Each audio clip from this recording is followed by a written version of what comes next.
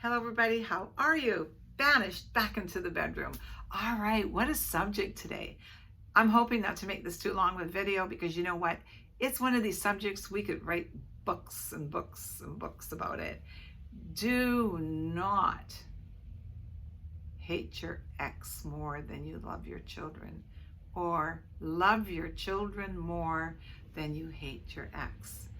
And let me share with you why, especially as we age and we look back.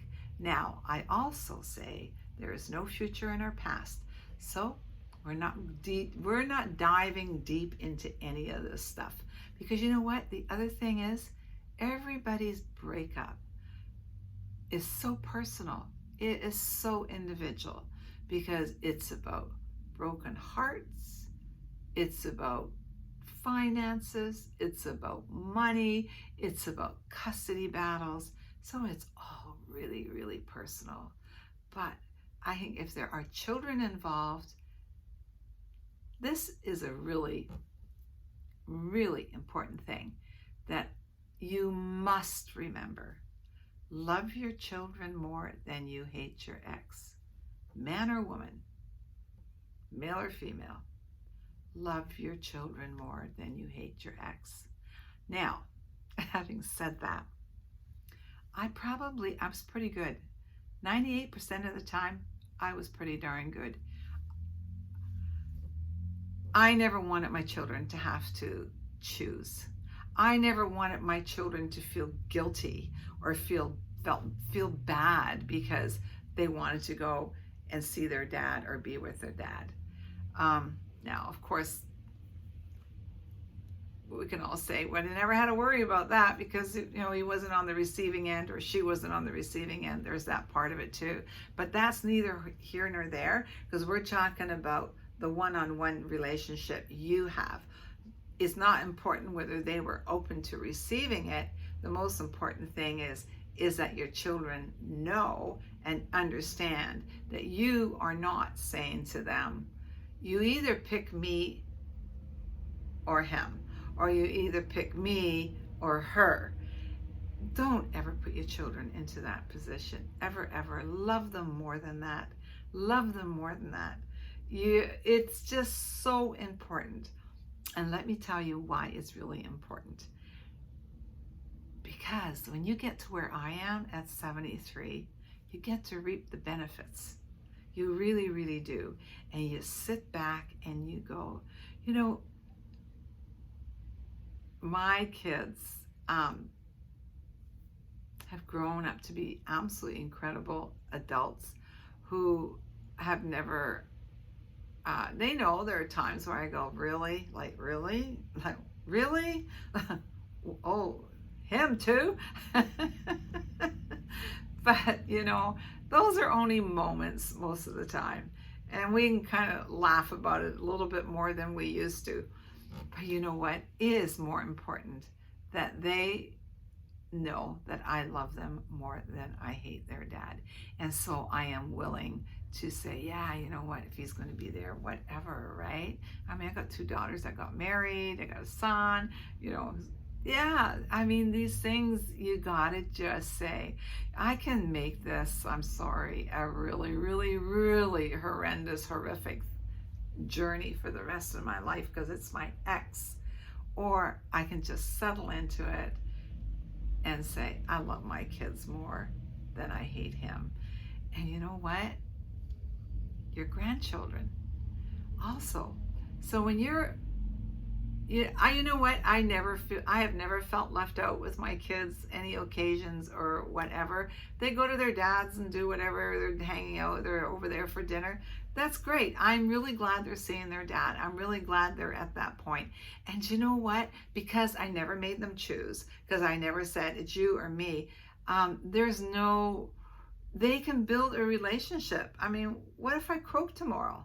It'd be wonderful. I mean, not only do they have Bill as their stepdad, they have their biological dad too. And so and they've learned, they've watched, they've seen, they know what their dad's about. They know. I don't have to tell them. I don't have to remind them. They know who I am and they know what I'm about. And so Love your children more than you hate your ex. Okay, so that's kind of it, right? But I do want to share a little story with you. When I knew that that I was proud of myself, because it's not easy when you're going through this stuff. You know, it's like there's a lot of emotions and heart, and oh, there's like, but there was one Christmas Eve. Bill and I hadn't been in our house for that long. We have a beautiful home, and always loved Christmas Eve because it's my ex-in-laws always had Christmas Eve. The Yule Tomt would come and we'd dance around the Christmas tree, and that was wonderful traditions, and it was part of my children's lives. And so it's a tradition I wanted to carry on, like Christmas Eve. So anyway, took a little bit of shifting around with the family dynamics, but I got Christmas Eve back. And so one Christmas Eve, and we had the kind of Christmas Eve where everybody was always welcome. If you didn't have a place to go or you didn't have family around, you were welcome at our place. Come on over. There's always room for one more. We'd have Christmas Eves, like sometimes we'd have 60 people. Anyway, so on Christmas Eve, and I can't remember who it was a guy. And I said, come on over to our place. Don't be sitting home alone. Come on over for Christmas Eve. And so I thought, well, I'll just take you around. I said, no, you're not going to remember all these people's names, but I'll just whip you through it. And so I said, this is my mother-in-law and my father-in-law. So I introduced them to Bill's parents. And then I said, and then next to them was my ex-mother-in-law and my ex-father-in-law. So I introduced them. I kind of looked and said, okay. And so then we kind of walked through with some other people, neighbors, friends, Bill's ex-sister-in-law, Bill's ex-brother-in-law, and their kids. And I think actually one of them, had kids already. So another little generation sitting there. Anyway, there was just a room full of like people enjoying Christmas Eve. And I remember this guy coming back about a half hour later, like once he'd worked the room a bit, and he said, Liedy, 2 sets of in-laws, ex-in-laws and current in-laws? And I said, yes. As well, I said, you know what? I said, these are my kids' grandparents. Like these, they are the best grandparents ever. They just adored their grandchildren. And, it's like they were a huge part of their lives. I didn't want them excluded. Now, if I'd have been in a position where I would have hated my ex more than I loved my children, they probably would not have come. But I had an incredible relationship with them. So I was able to include them. And up until my ex-mother-in-law passed away in 2020, she was part of our lives. And when my ex-father-in-law passed away, which has been, oh my gosh, now I'm trying to remember, which has probably been 16 years now. When he passed away, my mother-in-law and my ex-husband asked me to give the eulogy at my ex-father-in-law's funeral service.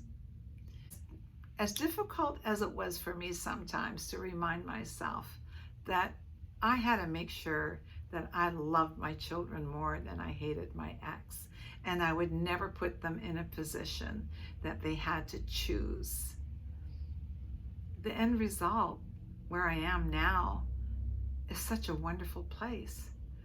And I still have my moments, don't get me wrong. I mean, we all have feelings, we all have a heart. I have moments where I might want to lash out and maybe say something that's totally inappropriate and I shouldn't be saying it.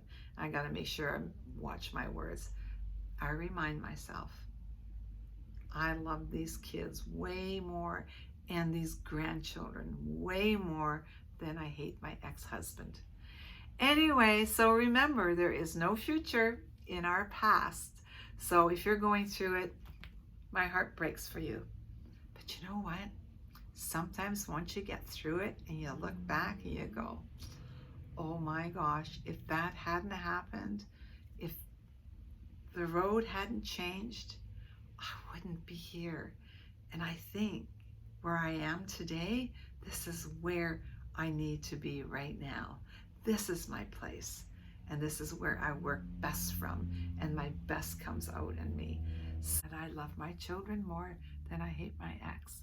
Thanks, guys, for being here. Remember, there's no future in our past. See you next week. Please, a thumbs up on the video. And of course, opinions and thoughts. See you later. Bye.